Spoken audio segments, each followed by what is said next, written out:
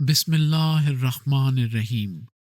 حضرت امیر المومنین ایدہ اللہ فرماتے ہیں، اپنے دوست سوچ سمجھ کر بناؤ۔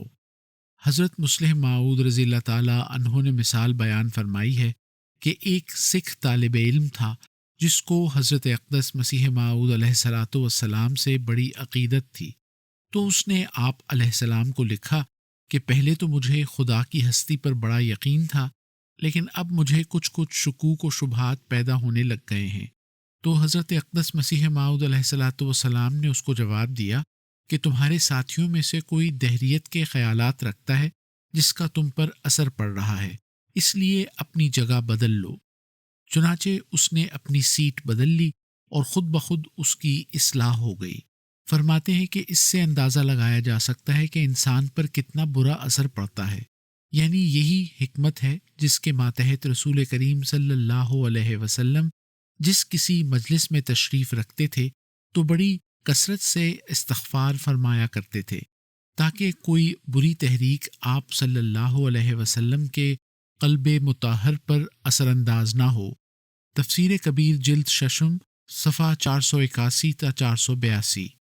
یہ بھی نظر رکھنی چاہیے کہ بچوں کے دوست کون ہیں، بچوں کے دوستوں کا بھی پتہ ہونا چاہیے۔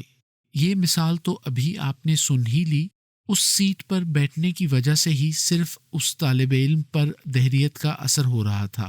لیکن یہ مثالیں کئی دفعہ پیش کرنے کے باوجود، کئی دفعہ سمجھانے کے باوجود ابھی بھی والدین کی یہ شکایات ملتی رہتی ہیں کہ انہوں نے سختی کر کے یا پھر بالکل دوسری طرف جا کر غلط حمایت کر کے بچوں کو بگاڑ دیا۔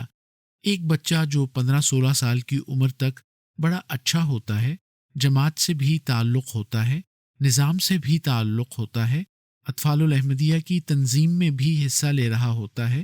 جب وہ 15-16 سال کی عمر کو پہنچتا ہے تو پھر ایک دم پیچھے ہٹنا شروع ہو جاتا ہے اور پھر ہٹتا چلا جاتا ہے، یہاں تک کہ ایسی بھی شکایتیں آئی ہیں کہ ایسے بچے ماں باپ سے بھی علیحدہ ہو گئے،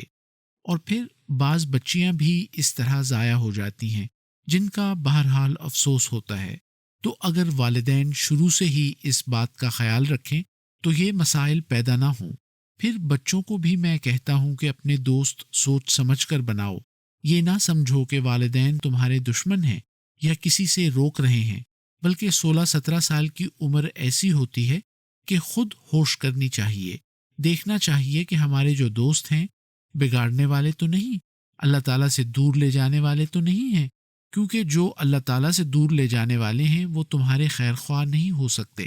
تمہارے ہمدرد نہیں ہو سکتے، تمہارے سچے دوست نہیں ہو سکتے۔ خطبہ جمعہ فرمودہ 11 جون سن 2004،